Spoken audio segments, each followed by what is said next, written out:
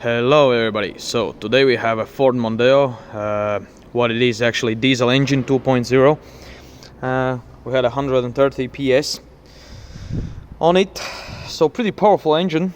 And the problem is with that car, then you get some pretty big exhaust coming out and losing the power. So what we figure out, then the EGR valve can be a problem.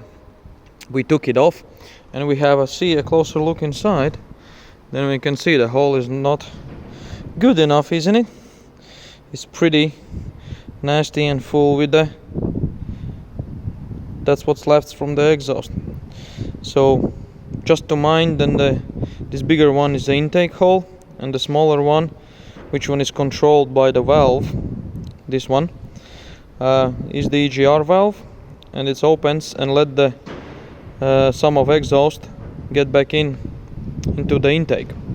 So yeah, the bottom bit is a turbo side and the top bit is a engine side. So you can see how dirty it is, the EGR valve. So we're gonna clean it out now. Just get a screwdriver into this bit of chocolate. This is a black, definitely big black chocolate. Oh crash, look on that, it's so much with the dirt on it, so that can cause a lot of problem and troubles. So we just have to clean that thing off anyhow, as much clean as we can. Don't forget to wash this thing as well and wash the valve, otherwise it's not gonna work anyhow. Look on here. Ooh.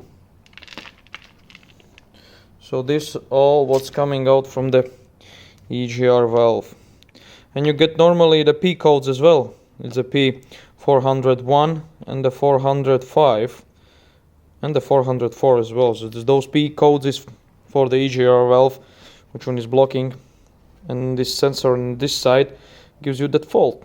As simple as that. Look, the hole looks a bit bigger, isn't it? But it still need a lot of clean of these. So thanks for watching, and don't forget, clean your EGR valve. Good luck with that.